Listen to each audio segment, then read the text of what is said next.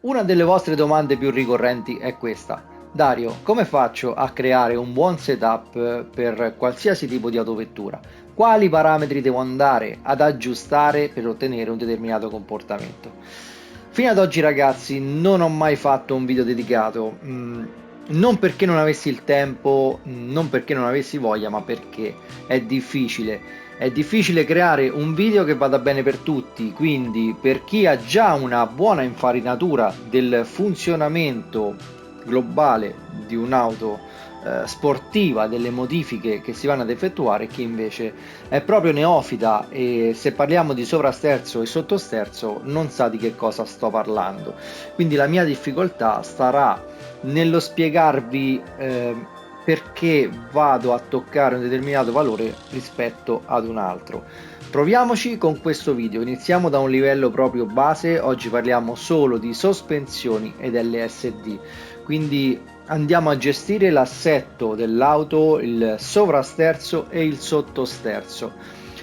Faremo poi altri video delle altre componenti dell'autovettura e se questo video vi è piaciuto, se vi piacerà, se riscuoterà, diciamo, visualizzazioni, passeremo ad un livello successivo, quindi andremo a toccare e a capire perché nel dettaglio andare a muovere altri parametri che oggi non vi dirò perché se no vi mando solo in confusione. Quindi scendiamo in pista, prenderò due auto, una trazione anteriore e una trazione posteriore, tutte e due col motore anteriore e già c'è una netta differenza tra le due. Andiamo a capire perché, andiamo a capire che cosa cambia, lo faremo in pista. Prima di partire una cosa da aggiungere, dobbiamo fare una differenziazione. Parliamo soprattutto di sottosterzo e sovrasterzo, di ognuno ce ne sono due tipi, c'è il sovrasterzo di potenza e il sovrasterzo in percorrenza, come c'è il sottosterzo di potenza e il sottosterzo in percorrenza. Che cosa cambia? Cambia la fase in cui l'auto si trova quando ha quel problema, ovvero un'auto a trazione posteriore di suo nasce sottosterzante. Che cosa significa? Il sottosterzo è quando noi ad esempio effettuiamo una curva a destra e la parte anteriore dell'auto, l'asse anteriore, tende ad andare verso sinistra, quindi va verso la deriva. Il sovrasterzo è il contrario.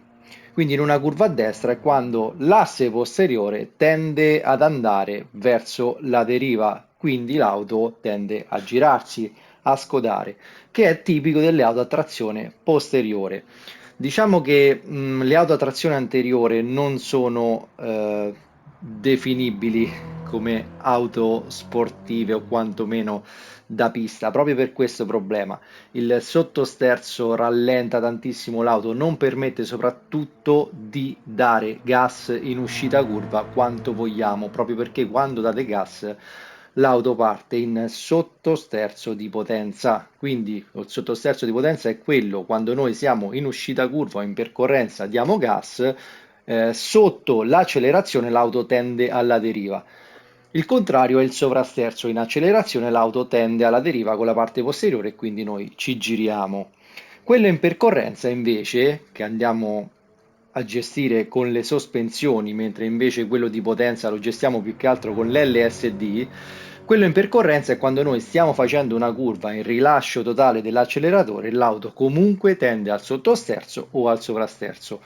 Questo lo gestiamo con le sospensioni, quindi vediamo quali auto ho scelte, due auto della stessa potenza, mi faccio qualche giro in pista per capire la prima e andiamo poi a vedere insieme quali valori vado a toccare in base al comportamento dell'auto che trovo. Questa è la prima auto scelta, trazione anteriore e motore anteriore. Che cosa ho cambiato? Le gomme innanzitutto ho messo delle sport morbide per avere un po' più di grip, le sospensioni personalizzabili e il differenziale, quindi l'LSD personalizzabile. Oggi vedremo solo perché andare a cambiare questi valori. Come dicevo, un'auto a trazione anteriore e motore anteriore, guardate il bilanciamento pesi comune per un'auto di questa tipologia.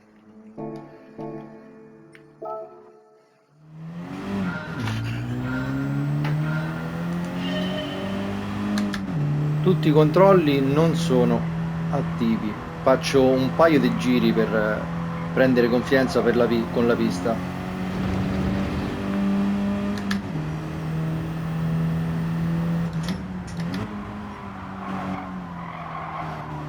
Guardate come sottosterza. Questo è il sottosterzo.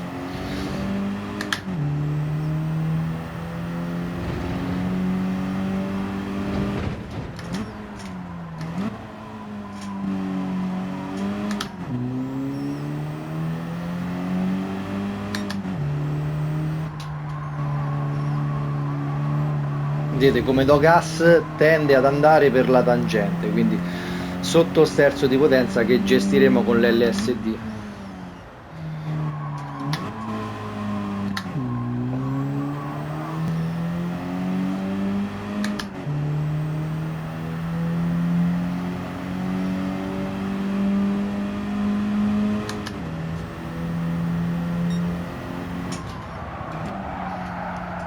Questo è il sottosterzo in percorrenza, ovvero senza accelerare l'auto tende a partire per la tangente.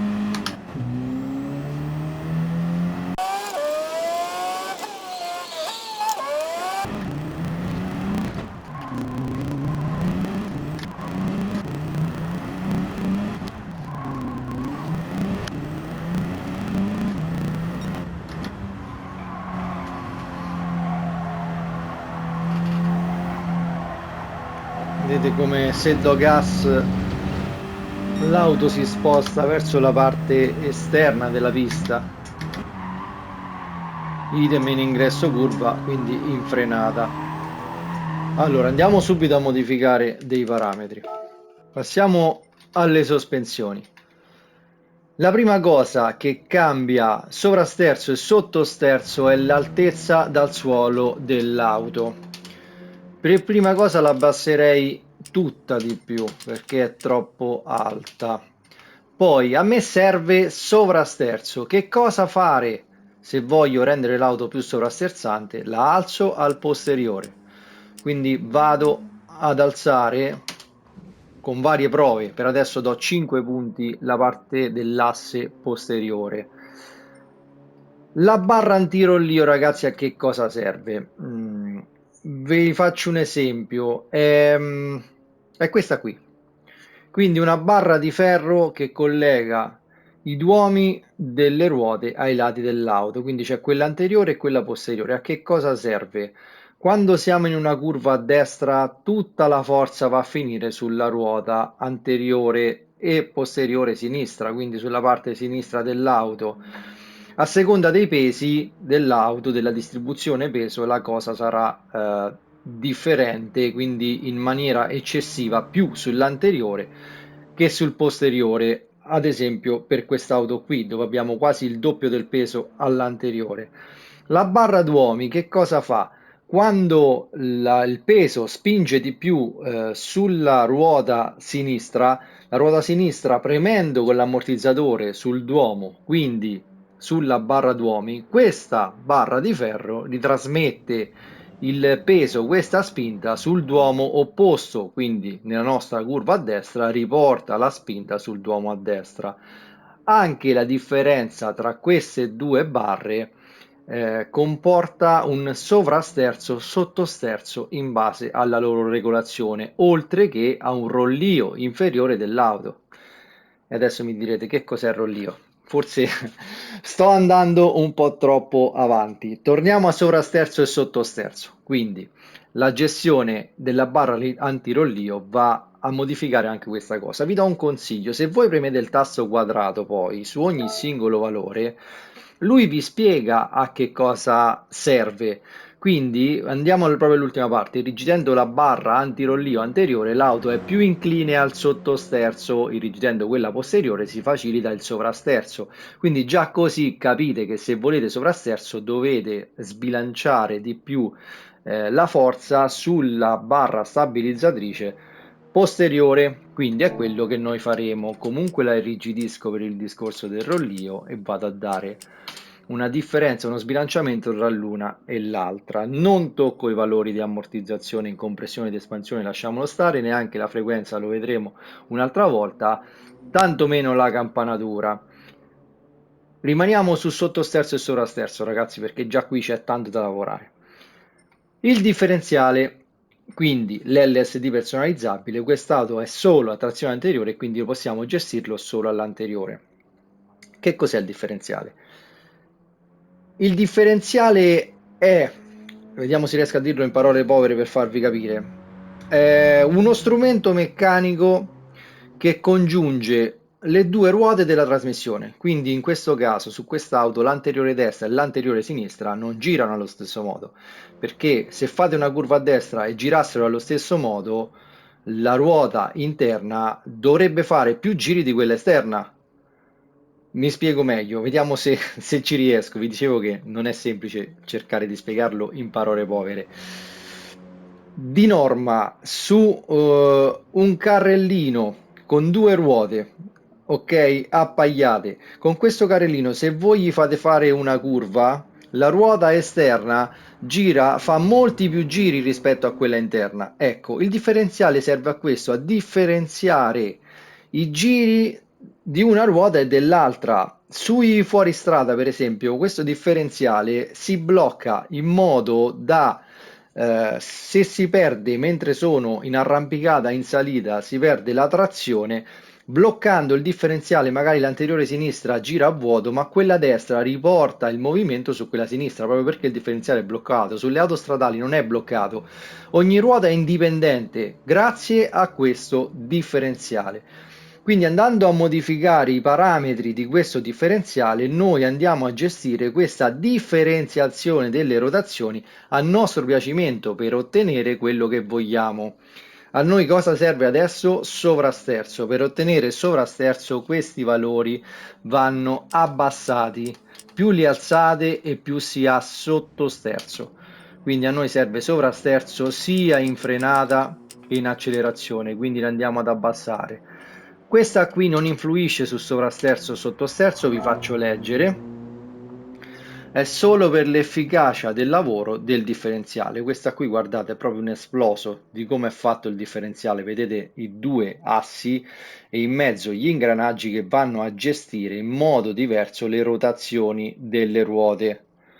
Se si esagera con questo valore l'auto può perdere stabilità in fase di rilascio dell'acceleratore, ovvero quando rilasciate l'auto si può scodare, si può muovere, può oscillare. Succede poco onestamente con le auto a trazione anteriore, di più con quelle a trazione posteriore. Quindi modifichiamo anche questo parametro, lo vado ad aumentare perché al momento l'auto non dà nessun tipo di problema e riproviamo in pista. Per voi magari è difficile capire la differenza istantanea perché non state provando l'auto, però vi invito a rifare, guardate già adesso come sto meglio in ingresso curva, vi invito a fare la stessa prova su questo circuito su Tsukuba e andare a giocare proprio con questi valori.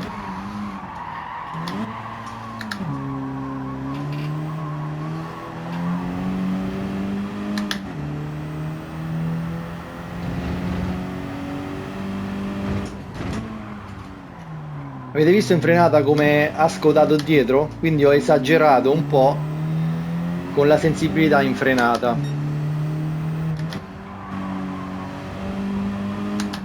O quantomeno bisogna prenderci la mano perché a me piace così.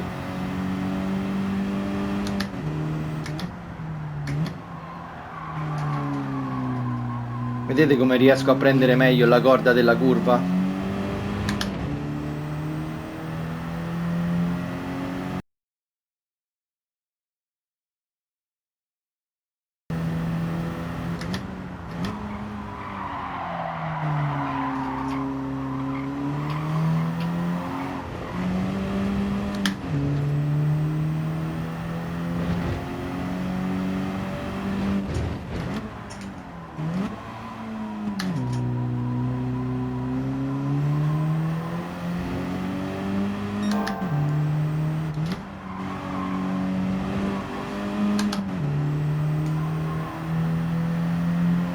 Guardate come chiude bene adesso le curve.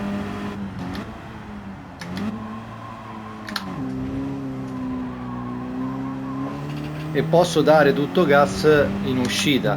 Ancora non è perfetta, ancora per affinare un setup, ragazzi, come quello che porto per Tokyo ci vogliono delle ore comunque.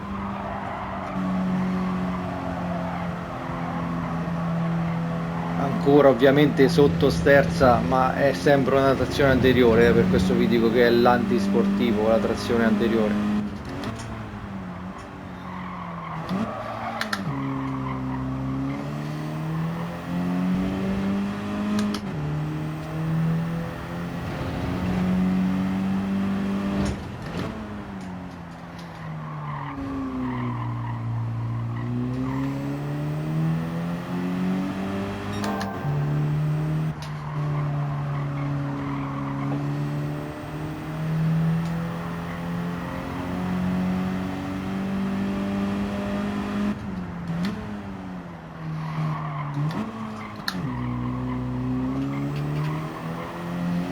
Però direi che già adesso è nettamente diversa rispetto a prima. Con lo spostamento di pochi parametri avete già un'altra auto.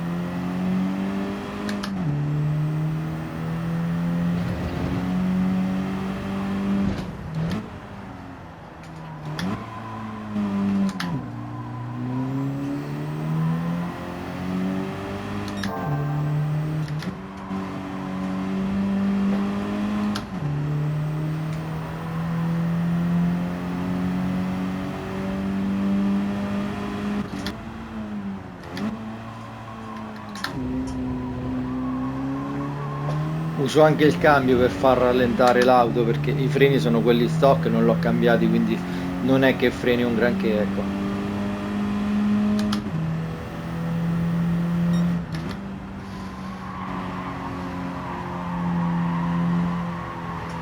Vedete, qui non riesco a dare il giusto gas perché l'auto sottosterza.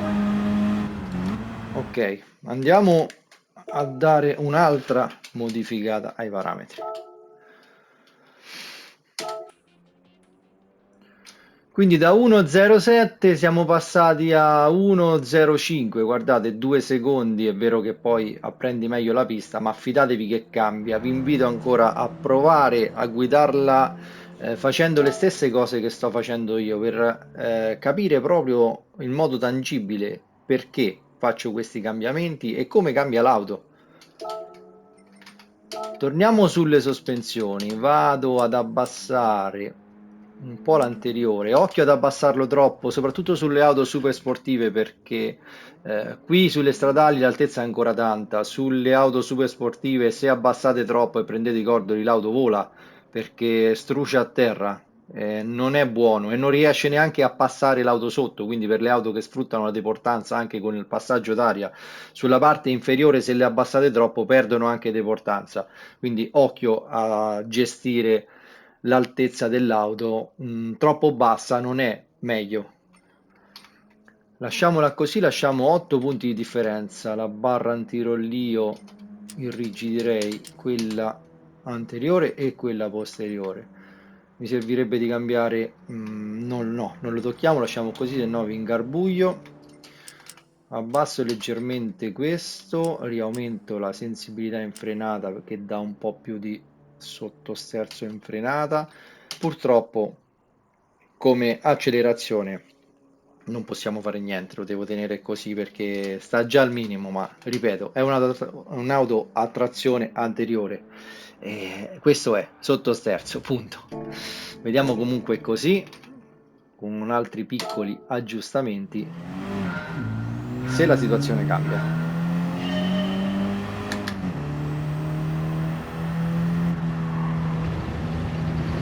Quindi avete visto che se da una parte sono andato a cercare ancora più sovrasterzo, dall'altra in frenata l'auto si scomponeva leggermente, quindi sono andato a riaumentare il valore.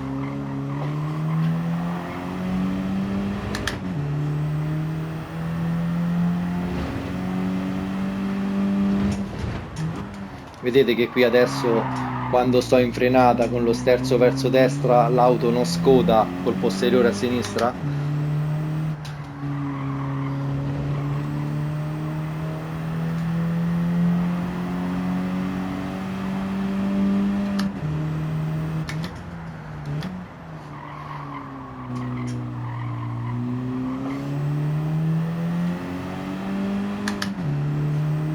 Vediamo in questa curva veloce.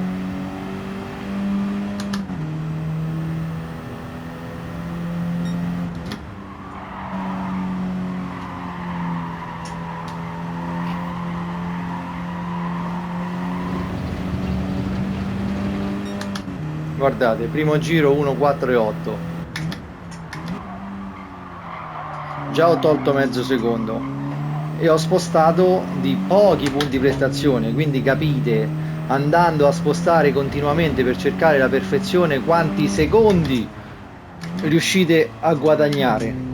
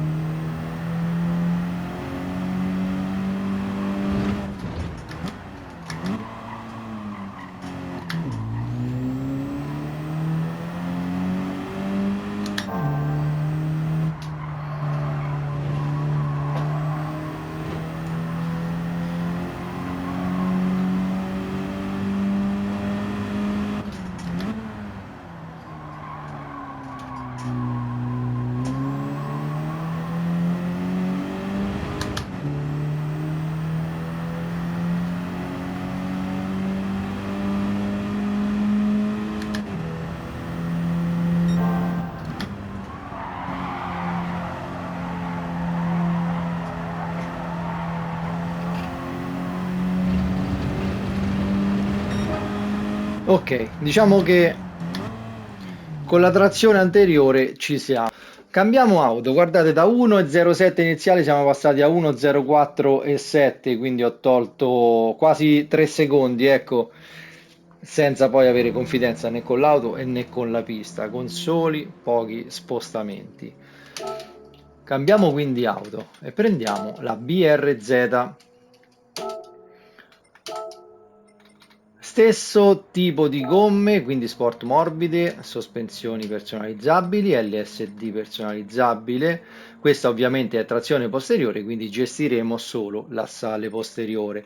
Guardate come cambia il peso qui, 56 e 44, quindi già è diverso rispetto a quella di prima, proprio perché la trasmissione delle ruote sta sull'asse posteriore e bilancia meglio i pesi. Andiamo a vedere però come si comporta in pista senza toccare nulla.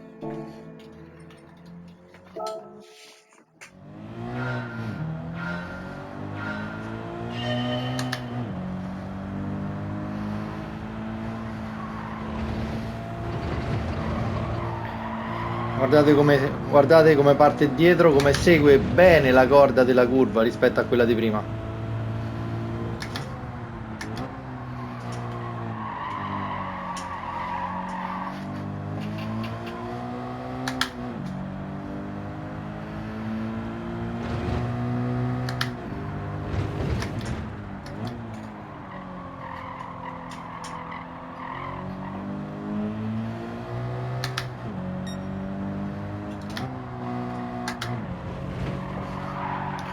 Eccolo, questo ragazzi è sovrasterzo di potenza, ovvero ho dato più gas del necessario e l'auto è partita dall'asse posteriore.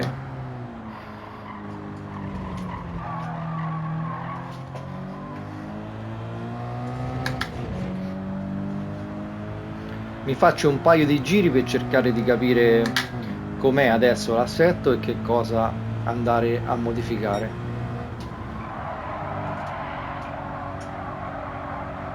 Su un'auto a trazione anteriore è facile, perché il problema è sempre il sottosterzo.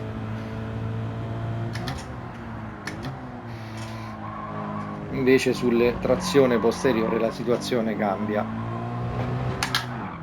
Allora, sicuramente dobbiamo alzare il valore dell'LSD perché guardate come tende al sovrasterzo di potenza.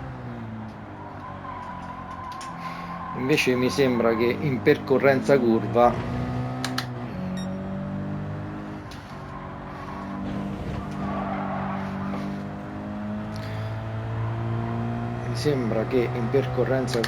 sia leggermente sottosterzante.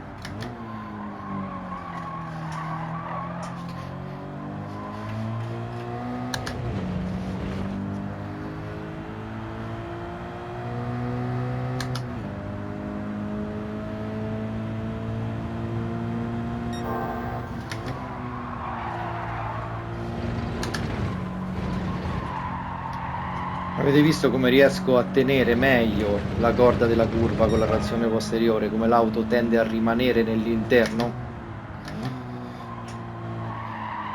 Per questo le auto veramente sportive sono o a trazione posteriore o quattro ruote motrici, ma ovviamente con un altro differenziale che ripartisce la trazione tra la ruota anteriore e quella posteriore.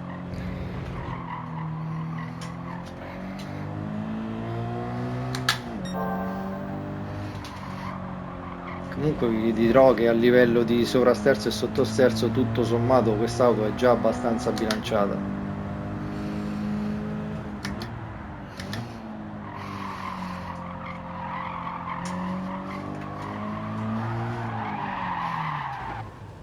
Allora, andiamo a gestire quindi questi valori. Guardate come già ho fatto solo due giri, ma è più veloce rispetto alla 208, nonostante abbia meno cavalli e meno punti prestazione. Quindi impostazioni auto, come vi dicevo, avete visto che sovrasterza di potenza in uscita curva, quindi andiamo ad aumentare il valore dell'LSD sulla coppia iniziale. Aumentiamo anche la sensibilità in accelerazione, che non ha nessun comportamento strano. In frenata lo lascerei così, non lo toccherei. Per quanto riguarda l'altezza dal suolo, lo rendo leggermente più sovrasterzante. Modifico le barre d'uomi rigidendole per dare meno rollio. Teniamole su 7 e non tocco nient'altro. Questi valori poi vi spiegherò in un altro video a che cosa servono. Riproviamola così. Vedete, voi magari con questo sovrasterzo di potenza avreste messo il traction control per tenerla, invece non serve perché dovete gestire proprio l'LSD per toglierlo e per poterla sfruttare al massimo, perché il traction control toglie potenza, voi non dovete togliere potenza, dovete gestirla meglio. Togliendo potenza siete più lenti. Guardate già com'è meglio.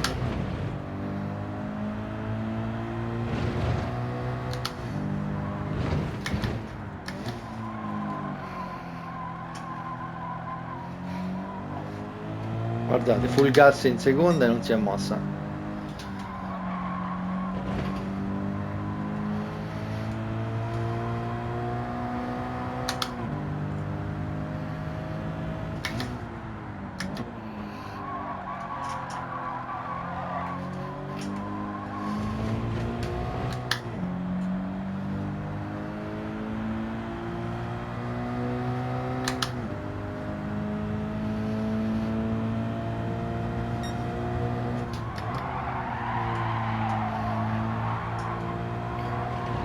Non so se avete notato, fateci caso, quanto freno dopo rispetto alla 208. Perché comunque io già in frenata, guardate, con una trazione posteriore vado a prendere l'interno curva, invece con una trazione anteriore, anche in frenata, vai verso la tangente, quindi devi frenare prima.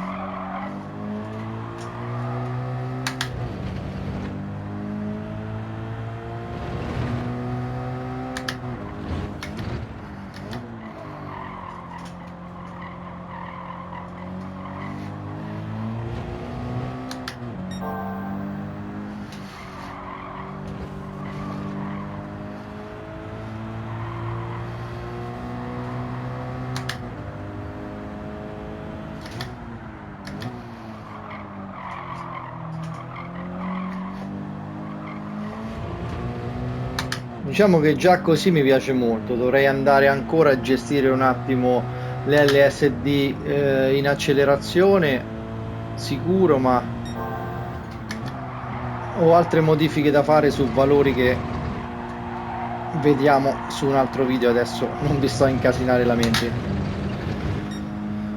Quindi fermiamoci così, facciamo un ripasso proprio al volo. Quindi auto a trazione anteriore, auto a trazione posteriore, entrambe con motore sull'anteriore, perché se abbiamo il motore sul posteriore la situazione cambia ancora. Sovrasterzo e sottosterzo. Il sottosterzo quando, ad esempio, su una curva a destra l'auto parte nella tangente verso sinistra, sovrasterzo su una curva a destra il posteriore dell'auto parte verso sinistra, tende a superarci, quindi a far girare l'auto.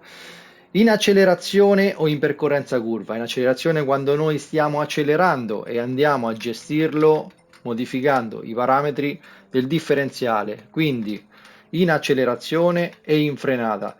In percorrenza quando siamo in fase di rilascio dell'acceleratore, l'auto sta percorrendo la curva e ha questi due comportamenti, quindi andiamo a gestire l'altezza dal suolo, se serve sovrasterzo la alziamo al posteriore rispetto all'anteriore e viceversa. Barra antirollio, stesso identico sistema, se ci serve sovrasterzo la irrigidiamo al più al posteriore e viceversa. Questi altri parametri li vediamo su un altro video perché non servono per sovrasterzo o sottosterzo, quantomeno direttamente, ecco, influiscono in maniera proprio irrisoria rispetto a quelli che abbiamo visto. Quello è quello da toccare, quindi i parametri che abbiamo visto per risolvere i problemi di sovrasterzo e sottosterzo. Spero di essere stato chiaro in questa spiegazione di sottosterzo e sovrasterzo e come andare a risolvere, di non aver utilizzato termini troppo particolari, al contrario per chi invece già li conosce, di non essere stato troppo infantile nelle spiegazioni e nei paragoni. Quindi cercate di capire che non tutti sono allo stesso livello e vorrei partire proprio per spiegare a chi non sa proprio dove andare a parare per approcciare alle modifiche di un assetto come quest'auto. Avete visto la grossa differenza tra la trazione anteriore e quella posteriore. Sicuramente la trazione anteriore è molto più gestibile e prevedibile, ma il grosso neo del sottosterzo che a livello di sportività, ragazzi, paga troppo. Al contrario, la trazione posteriore è molto più performante proprio perché di default ci fa prendere la corda della curva più rapidamente e ci permette di mantenerla, ma di contro, se l'auto è potente, più rischiamo il sovrasterzo di potenza, che quindi in alcuni casi dobbiamo andare a parare e a tenere col traction control, ma ripeto, quando avete la possibilità di gestire voi il setup, quindi non c'è come in Gran Turismo il bilanciamento delle prestazioni, andate a modificare i parametri dell'LSD perché il traction control per quanto poco è invasivo e smorza la potenza, quindi rallenta l'auto. Invece non deve rallentare, deve essere gestita la potenza in maniera migliore. In che modo? Con l'LSD, ragazzi. Bene ragazzi, grazie di avermi seguito. Se questo video vi è piaciuto vi invito a lasciare un like e a condividerlo come al solito. Inoltre iscrivetevi al canale se vi interessa questo nuovo format e volete quindi imparare a creare i vostri setup da soli, quindi a far fare all'auto quello che volete voi. Vi ricordo inoltre che se vi interessa l'acquisto di postazioni di guida o sedili potete rivolgervi alla CTS Cockpit Tech Solution se andate a nome di Dario046, scrivetemi a questa mail. Tutti i miei iscritti hanno diritto ad uno sconto del 20% su ogni prodotto per ogni acquisto. Quindi ragazzi approfittate. Ciao, al prossimo video!